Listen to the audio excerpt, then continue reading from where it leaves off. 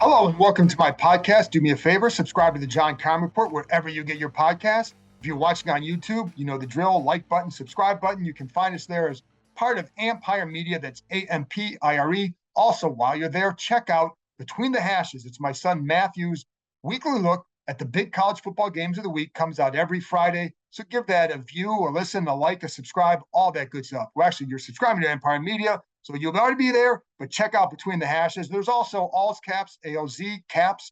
That's with former Washington Capitals defenseman Carl Alsner and AP hockey writer Steve Wino. Good information on the Washington Capitals.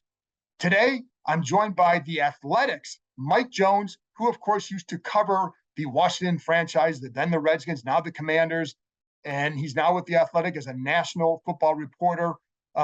I wanted to bring him on to talk about the sale, the potential sale, his thoughts on all that, what he's hearing around the league, all that good stuff. We get into some really good stuff. We also talk a little bit about the Eagles since Washington plays them on Monday night. That's kind of an insight into the Eagles. And then a little bit of some of the things going on here with Taylor Heinicke, Carson Wentz, some thoughts on that and the direction of this franchise and where he thinks they're at besides just a 4-5 record. But one thing we did not get into is all the stuff that happened after the interview, because we taped that on Wednesday morning. And then subsequently, the Attorney General's office, DC Attorney General's office, released a statement about a press conference on Thursday at 1:00. So if you're listening to this, you may already know what was in the press conference. Check out ESPN.com for further information of the story. I'm sure, social media. Check out my Twitter handle. My colleague Tisha Thompson will be covering the press conference. Anyway, Mike and I taped it before that, and then that's important because the Attorney General's office said they're going to make a major announcement regarding their investigation into the Commanders. But then what it also led to is more statements by this organization, and one of which went viral in a horrible way for the organization, and it was a terrible, terrible look. So their statement referenced running back Brian Robinson, without by name, but certainly by what happened to him with the shooting in D.C., and basically saying the Attorney General's office should be more worried about things like that than this investigation, in essence. Well, I can tell you, not everybody in that organization was very happy with that statement. I don't think, I know that I've never seen a statement that they've released that has gone viral in this way. The number and the outrage that it led to, it was unprecedented to me. Now, clearly, there's been a lot of outrage about this organization over the last several years, and longer for some, but certainly over the last couple of years. But as far as a statement, I've never seen anything like this. Again, universal outrage over how they portrayed this and trying to use the situation with Robinson to either garner support or to deflect or to whatever it is they wanted to do. Anyway, what I know is that there are multiple people in that organization who were not happy about what was released. I don't know who ultimately was the decider for this statement. I know that the way it typically goes, Dan Snyder has a chief communications officer, Jean Medina. She reports directly to Dan. So clearly those two would have been involved. And then there would have been Jason Wright released a statement later in the night and referenced their external lawyer, which would be John Brownlee. So it could have been those three involved in it. That would be a guess, but that's just a guess. I don't know who ultimately either authored it, okayed it, whatever, who quote unquote ordered the code red, as Jack Nicholson once said. But that's what I can tell you. What I also know is that Jason Wright put out a statement of his own later in the night, and he talked about the efforts by the DC police to in the Brian Robinson shooting. But he also said at the end, the lawyers, and he's talking about Brownlee in the statement, the lawyers' legitimate frustrations with the AG should have been separate and apart from referencing the terrible crime that affected our player. End of quote, end of statement. And that's what needed to be said. And he probably could have gone harder, but I'll be honest, that's basically a rebutting their own statement or saying that it was wrong or bad without saying that. So anyway, an unusual night, even for the Commanders. And here, that's where we're at. The other thing what that statement did is the original one was created an unnecessary distraction for a team that's coming off a tough loss and needs to go up to play maybe the best team in the NFL in the Philadelphia Eagles on Monday. But on Thursday, what they'll get are a lot of questions about Brian Robinson in that statement. Now you can diffuse it, and Robbins can diffuse it by saying he doesn't want to talk about it. That's fine. His agent talked about it, and his agent was livid about it. You can go check out his comments on social media. His name is Ryan Williams. That's also in the story I wrote for ESPN.com. You can see that. You can go to my Twitter feed at John_Keim. The quote or the tweet will be there. But again, he was livid, and I don't believe that anybody talked to Brian Robinson before this came out. And again, agent was pissed, and you don't typically see a lot of things like this. And even the agent said that prior to that, that everything they had done with him had been very, very good. So, and I'm sure that there were conversations between higher ups, maybe even Ron Rivera and the agent, and probably Brian Robinson, but I don't know that for sure. But that's just typically how these things go. But again, so you have Ron Rivera coming back off his mom's funeral. That was on Tuesday. And on the first day back, he's got to deal with another situation like this that was created by the team. If it's just about a press conference by the AG's office, depending on what was said, probably doesn't have to answer too much. He can just say, that's separate from me. But in a situation like this, it does involve his player, and you wonder about how that affects the player, et cetera. So it will be up. You may not like it being a topic, but unfortunately, they created the topic. And so that's where we're at. Anyway, just an unnecessary situation. And that's where we go. But having said all that, now let's turn to a little bit on the field for 1 minute regarding Chase Young and Jahan Dotson. With Chase Young, clearly he's going to practice this week. There was concerns, or they wanted to make sure his conditioning was up to par before they play him. They also want to make sure his technique is right and not as rusty as they said last week before they play him.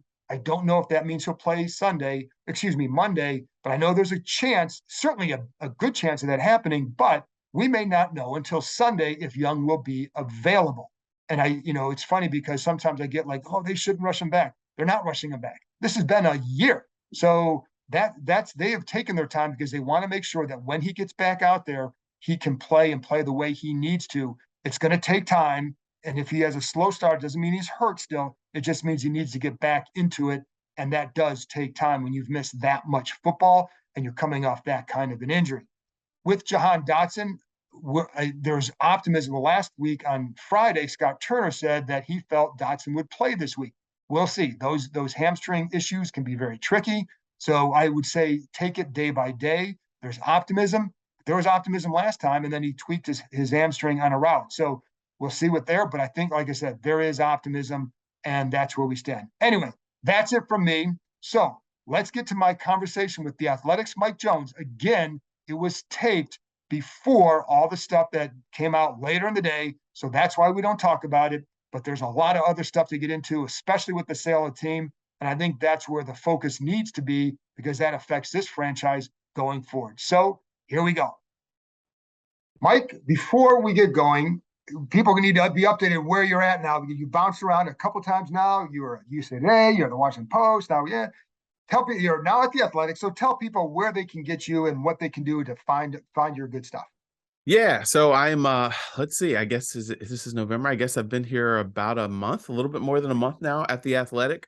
Still covering the NFL from a national perspective.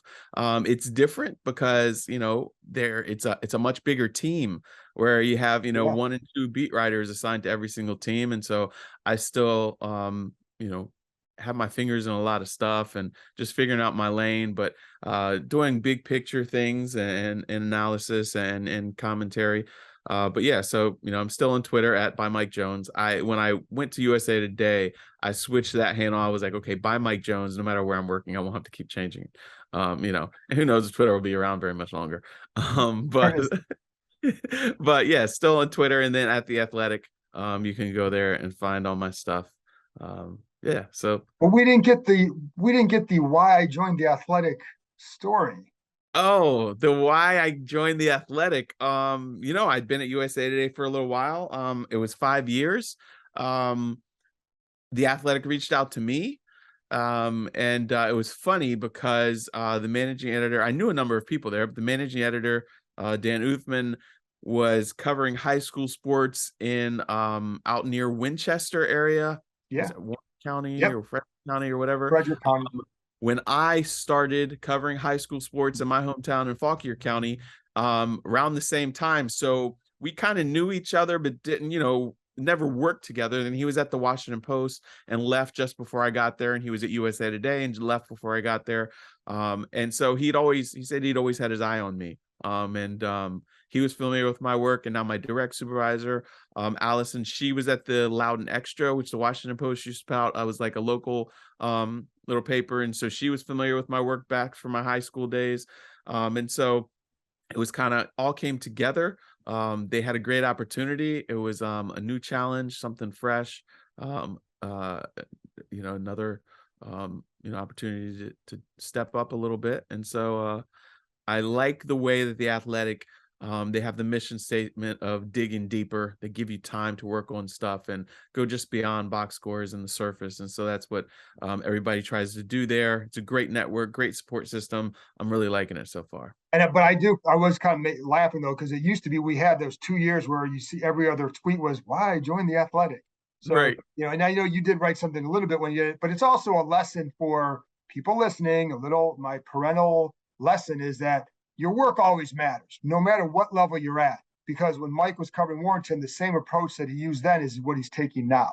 So Right. that's why you get noticed, and people notice you there and they pay attention to you throughout the years, and your work doesn't change, the work ethic doesn't change. And then when they're in position to hire you, they do it because they remember you. So it always matters. That's my little lesson for all you folks out there. So anyway, Mike, let's get to the good stuff.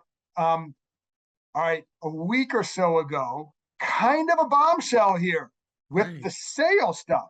First of all, how shocked were you when you saw the statement from the Snyders? I was very shocked by this statement. The news that they were looking into buyers wasn't as much of a surprise, but then when they put out a statement, it didn't because they always, over how many years, when there's a report, either first try to put out something positive, some type of spin ahead of time, or they will discredit whatever that report is, even if the report's true. But they did not discredit. And it was like, whoa, they're admitting Right. that now they said we're reviewing all options. But I was like, okay, this is one or two things. Is this really about to happen? He's going to sell this thing. Or I had heard, you probably had heard, that they're cash strapped. And, that part of the reason why Rivera might, even if they don't turn around, might be here another year is because word around the league is that they don't have the money to pay him and another coaching staff. And so I was like, maybe, that in the stadium, they need more money. So maybe they're going to sell off a couple shares, bring in some people so they have some money to put towards the stadium. But this is big. And then as time went on, like that, this really is them, finally taking the nudge, it seems, and preparing to get out. It's something that every day that, you hear a little something and you're just like, wow, Yeah, pretty he's much. finally doing it. This is more shocking than the name change to me. Oh, yeah, I agree. It said never in all caps, and you can quote that, but money talks. And then, they had just put out that statement after the Irsay comments at the owners' meeting saying that they weren't going to, and that, again, I can't even finish my sentences. It's that shocking still that he's finally throwing in the towel. But you said you weren't surprised. Why not? I mean, there was all the stuff going on, but there was still very adamant about never selling. And is it just because? And I'm sorry to interrupt you. For people. I'll give them a chance in a second. Hold on. But with the whole, you brought the cash strap thing too, which that's been something that has been whispered about for a long time. So was that the reason, or was there something else? No, it was because, look, Irsay went out there and spoke, and nobody else did. But these owners, the one thing I will agree with Daniel Snyder is these owners, the way they operated is like the mafia. Okay. There's a lot of behind the scenes discussions, behind the scenes plotting and everything. And I do not for a second think that Jim Irsay walked out there and just randomly spoke on his own, just on a whim, because here's the scene. So it's a hotel lobby. We're just off of the lobby. There's a velvet rope that us reporters have to stand behind, and the owners walk through the lobby and they go up these stairs to go to the meetings. And a session was going on. And, owners had been coming and going, but they, just a little hello or whatever, not really talking.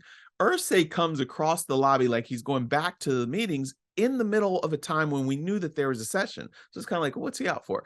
But he comes and he goes by he walks with these kind of almost like they almost look like ski poles, these kind of like canes, I guess, to support him a little bit.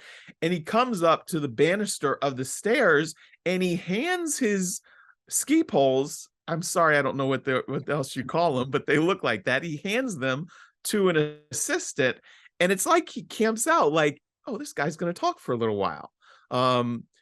Is like he wanted to talk, and he's discussing kind of the scene in the room, and then he says yes, and there's a lot of difficult discussions, and someone said, difficult. Well, is Dan Snyder the ownership part of that? And he goes and pontificates for 14 minutes about this. And then eventually he goes upstairs and nobody else wanted to stop and talk. And it was just very odd. So the fact that he said that and did that, and Roger Goodell saying he wasn't at all surprised that Irsay had those feelings, made me know that, okay, people are talking about this. And Irsay said that he hoped that by the spring meetings in March, that they would be in a position to be able to vote. So that meant that, and he said he believed that they had the votes. Now, no vote had been taken, but it just let me know that the discussions behind the scenes were ongoing, and that I did know that there were whispers that they would much rather, and I think it had been reported, that they would much rather him just go ahead and sell the thing and not have it get to a vote. And so I imagined that there was going to be pressure applied. I did not think that this pressure was going to just hit like that right now. I thought maybe closer to like just before, maybe after the season, as we're heading towards those owners meetings in March, that then maybe some word would leak out that Jerry had gotten his ear, or somebody had been like, okay, Roger had stepped in saying, you need to go ahead and move with this. So the timing was very surprising, but the fact that there had been some nudging to get him to go ahead and do that is not surprising to me. But the fact that just that quickly after Irsay talking really let me know that, okay, yeah, there has been pressure, there has been discussions, and this thing is moving along. Do you think there's any chance it's just a limited partnership that would come in? Do you think anybody would do that? Or do you think this is just listen, all the momentum looks like a full sale, but do you think it's absolutely a full sale, or could it still be a limited partnership sort of situation? I guess you never say never, but it definitely seems like this is a full sale. When it first happened, the question when I asked around, somebody said, well, you don't know, if he's trying to bring in partners. But ever since then, when I check in with people, there's not a whole lot of information, but No. the sense is that this is a full Right. sale. And we see a number of ownership groups lining up and things like that. So that also tells me it's not people saying, hey, I'd like to buy in. The only person who said I'd like to buy in is RG3. And I think he was saying that, jokingly, but you never know with that guy. But nobody else has been kind of saying, I'm interested in buying in. Everything we hear is this group is interested in buying in this group. So that lets me know that, again, Denver that Bronco heavy hitter groups too, right? I right, mean, in some exactly, cases, credible people who have had we've been through this. discussions with the league and have been in this process. That lets me know that they made some behind the scenes phone calls to say, hey, what is this? And what are the opportunities? And okay, now let me start lining stuff up because I am interested. So that's why I do think that it is full sale and not just looking for some reinforcements. So there's a realist. The quickest it could happen would be by March, correct? I mean, that's almost like that would be the fast, don't you think? Because Yeah. that's when the owners would have to vote on it, and that would be, but that would be a fast sale, right? And is that possible?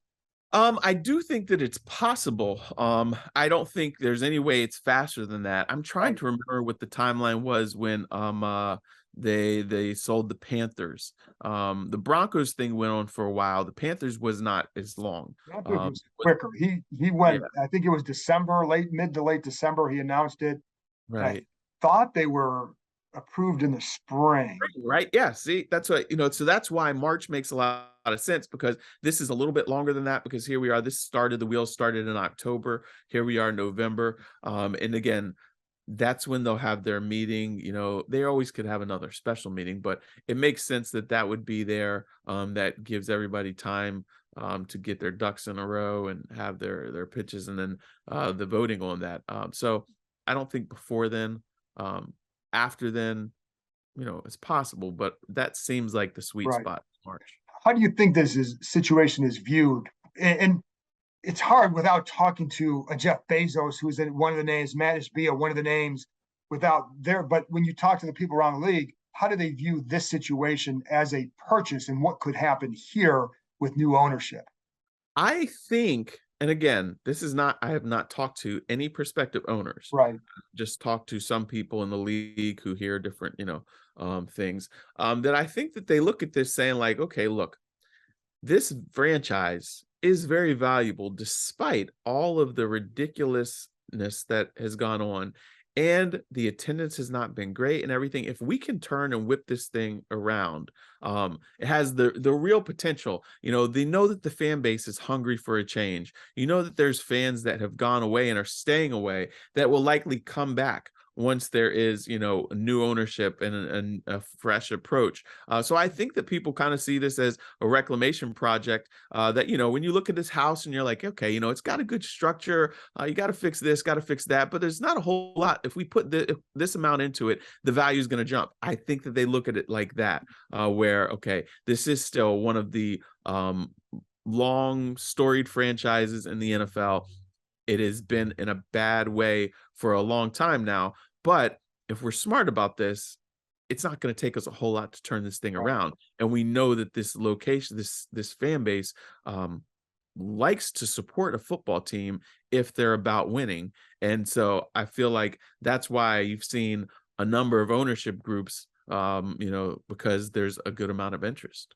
Yeah, and I think this is a gold mine for someone to come into, because they own right now. They own the stadium. You're going to get a new stadium. With the new stadium, you can build around there and develop all that this group, that the Snyders wanted to do. So you have a way to increase your money like that. The NFL is only going up, and I think because, like you said, like part of the problem here has been ownership and people rebelling against it, and the tearing down of what had been an iconic franchise, right? So it just feels like it's ripe to shoot up high with the right ownership. So if you remember, like when Dan Snyder came in, there were people who were excited because he's young and brash and aggressive. So you never know what you get, but we know, people know what it's been like too. Yeah, Yeah. exactly. So there you go. They figure, okay, it can't get much worse. No, and You you need it there. I mean, listen, I certainly know we both hear from a lot of fans who would welcome that change quite a bit. And I talked to Chris Russell, who was saying that people were calling them on the air and in tears with joy at the possibility of this. And I remember, like, as I'm a Cleveland guy, when LeBron James came back, that's how people reacted. It was as if the Cavs won a title that day that he announced. They were so happy. And like that's what some of that feeling will be. But I also think that people are going to, until it happens, they're going to say like, well, you're never going to, you don't want to get that ball pulled away from you. So anyway, but is there anything else to add on that, you think? No, I just agree with you. I just think that, this franchise, these fans have suffered for so long. They've seen so many different approaches. They've seen a million different coaches, a million different quarterbacks. You've seen a lot of spending. You've seen frugal approaches, and none of it has worked. And all of it is traced back to this guy with his, just awful and embarrassing behavior. And so, there's a sadness that's been going on for a long time by people who feel like, I love this team, but I can't support it. So if there's new ownership, I mean, look, it's going to take time. They're not going to just be winners in year one. That ownership has to come in and show that they can connect with the community. They also have to show they can put the right football people in place. So it's going to take time, but just the hope, this thing has not gone through yet. But the fact that there is a possibility has just given people around DC a degree of optimism that, hey, maybe this thing is going to turn around. And I think that prospective owners see that, and that's what fuels their optimism to want to buy in to this here. And let's switch to the football side because that's important too here. And I want just a few minutes on this team and then the Eagles a few minutes as well. So, and by the way, one thing that people need to do when you talk about the Athletic, your observation stuff is always a good stuff. So that's one of the benefits of reading, Mike, is getting those observations from the games throughout the week, et cetera. So there you go. But with this team, how do you think they are viewed, especially because this is Ron Rivera's third year? You know, there are obviously a lot of questions. How are they viewed outside of around the league? You know, when I talked to people as they were entering the season about where they were, I think that this is about what people expected. Mm. You know, there was skepticism about Carson Wentz because, look, he has not looked like that MVP candidate guy from 2017 in a long time. He wasn't awful in Indianapolis, but there were people who felt like, okay, you know what? He was solid. He'll still be an upgrade over what they Right. had. Which I thought they would be. Yeah. Yeah, but a lot of when I asked around felt like, this roster really has not improved in a whole lot of areas since Ron Rivera took it over. Maybe here and there, wide receiver group is stronger. The defensive front is stronger, but as a whole, it's not dramatically better. And so, I don't see anybody, haven't talked to anybody who felt like they were going to be really competitive this year. They felt like they might be, around 500, a little bit better, possibly if everything went right. And you're thinking, okay, if they can help Carson Wentz get back to what he was, if this defensive front can be what they have the potential to be with all those first round picks, then yeah, maybe this team could, be in that, just above 500 range. But they've had injuries. There have been struggles and everything like that. So them being hovering right around 500 is probably the accurate thing here. There's nobody that I talk to, it feels like they're gonna flip a switch down the second half of the season. There will be weeks where they lose tough games, just like we saw on Sunday. There will be a couple weeks where maybe they win one they shouldn't have, and then there's going to be some where they lose ugly. They're just a middling team right now because there's just there hasn't been consistency along the line. There hasn't been consistency at quarterback. And so Both those spots, it comes back to that, man. right, it does. You got to win in the trenches. You got to have good quarterback play. And you can duct tape some stuff together and, steal a win here or there. But when it really comes down to it, the teams that are at the best are the teams with really good line play and good quarterback play.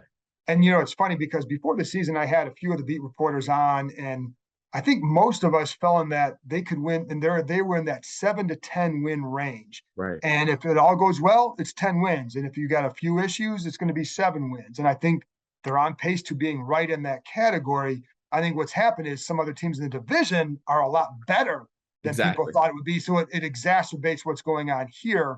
And I think that's kind of a problem as well. What do you do with, and I don't know how much you're talking to people about Taylor Heineke or anything like that, but I'm curious what you would hear from people about him and what you think might happen going forward with him. Well, I have heard from people who feel like, man, like they really messed up trading for Carson Wentz because, the numbers aren't that much different. And look, last year, even Wentz and Heineke's numbers, I think they had similar touchdown totals. The difference was the interceptions. Heineke had more interceptions. Wentz had like 27-7. Taylor was 20-15. Different situations. So right, different situations, right? But I mean, as far as like it wasn't dramatically like you're getting a guy who threw for 45 touchdown passes, and whatever. But when you look at the numbers this year, I think the offense was averaging like 17 points a game under Wentz, and it's 19, in Heineke's, last three. Yardage is very similar right here. A lot of people feel that I've talked to do feel like they messed up, and that the biggest thing, you look at Heineke, he's limited. You see, in the pocket is where you really see it, where he can't step up and make those throws, But the big thing was that the fact that they took on, not only did they give up the three draft picks, was the second and a third and a conditional, but taking on that $28 million in salary cap, was really something that it's like, man, they would have been better off rolling with Heineke and, Sam Howell, and using that those picks and that money for other needs. And now they're going to have to go and again figure out what they got to do at the quarterback position, because the answer, Wentz does not look like, that is it. And Heineke, obviously, great spark plug, for a little bit, but eventually turns back into a pumpkin. So it's almost like another lost season at the quarterback position. Yeah, and in all full confession, I was one of the ones that said, well, he's going to be an upgrade if nothing else. Right, I did too. And so it's Yeah. hard because, but in hindsight, I mean, here's what I say. In hindsight, they needed to do a better job upgrading that offensive line and replacing what they lost, and they Right. didn't do that. And so if you had, however you invested that. That was another point. Somebody said to me, you should have saved that money and kept Flowers for your offensive line rather than give it to him, because, look, I don't know if he was, but he was solid. He was solid. Solid. And now, you see that line is, there's issues there. And so, yeah, those resources could have been allocated a little bit better. And I thought, hey, he's bigger, he's so athletic. Maybe he just needs to be somewhere where he knows he's really wanted. Maybe they can help him. And he talked a good talk, but he's just not as aggressive as they need him to be. And Heineke is that, but he's just limited, skill wise. And it's funny because like with Heineke is still he's not a finished product. Right. He's never going to be at maybe a certain level because the ceiling isn't as high, and everybody's going to talk about him. We'll say the same thing. But he's not a finished product because he can still learn things. He's only started 19 games in the NFL. Right. And then with Wentz is coming into a new offensive situation. So he's learning a new offense. So in fairness to him, there's also, you can get better as well in this offense. The hard part is, again, will you get the consistent protection to be able to do that? And are you being put in the right situations to maximize your potential?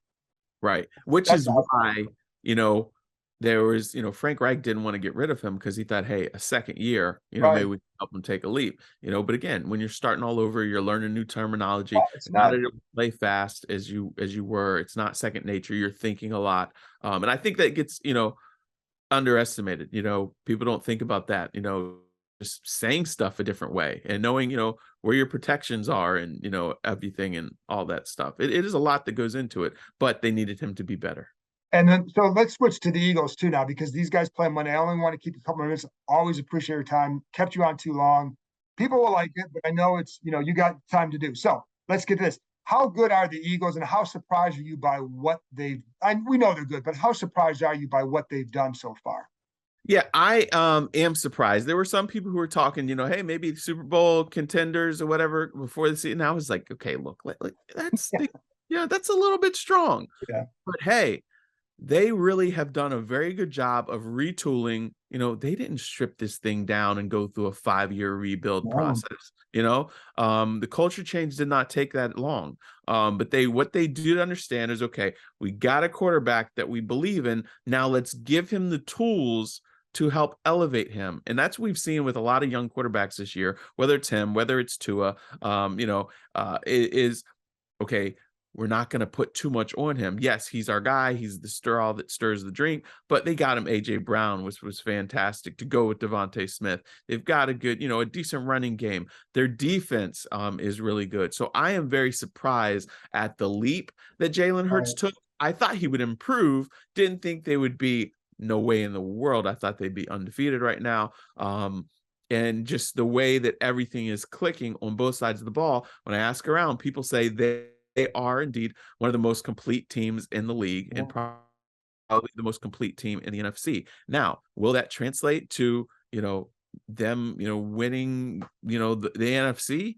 I don't know. Once we get to the postseason, some things change. They have been there before. Last year, they got a taste. So it's going to be interesting to see. The NFC is down. There's quality teams, but there's some teams, a lot of them, they just, you got questions about, like even the Vikings. I don't find them very convincing for whatever reason. This team had them. Cowboys got some, some questions about them as well. Obviously the Bucks are not the Bucks that we knew. The Packers are, a disaster. The Rams, bad shape. San Francisco, they look like they're going to be trending the right way. So if a full force San Francisco and the Eagles team, that should be a really competitive, but I don't know how it plays out, who wins that thing if it's, a playoff matchup. And I want to look at the Eagles roster construction, because that's been part of the issue here is roster construction. And when you look at it, their line is really good.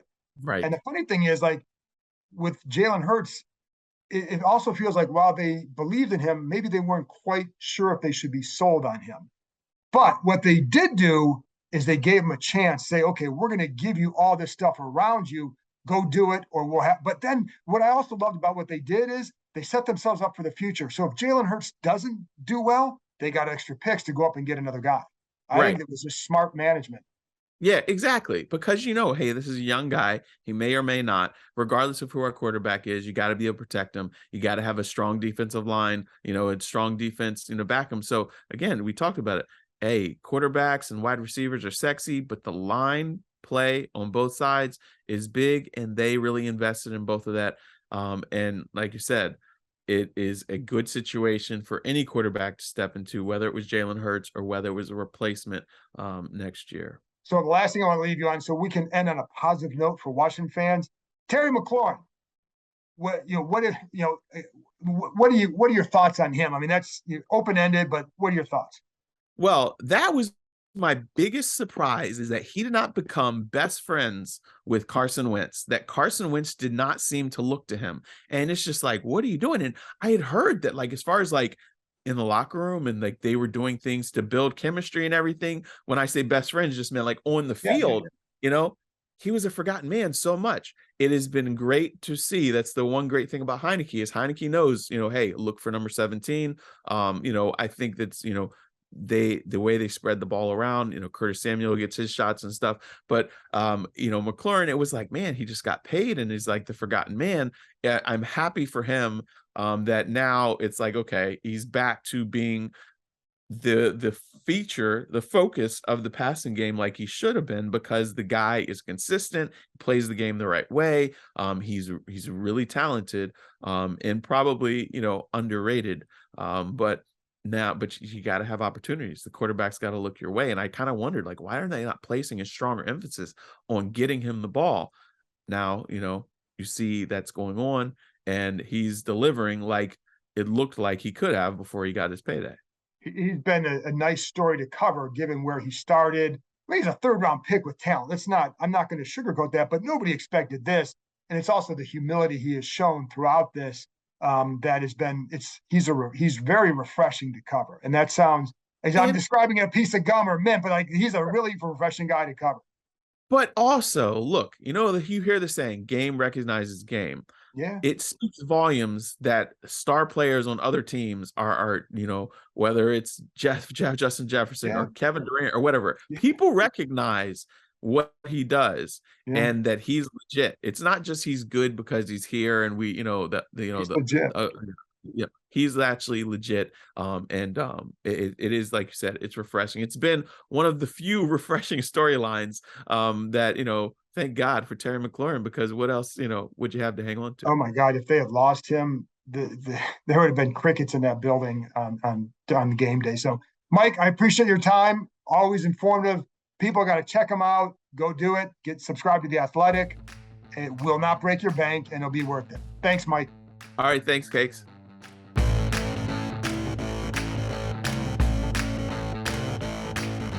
That's it for this episode. Thanks to Mike for joining me, and thank you, as always, for tuning in. I'll be back this weekend, I believe on Sunday, probably Sunday morning, with my keys and predictions for the game from Monday night's contest at Philadelphia. I'll talk to you next time.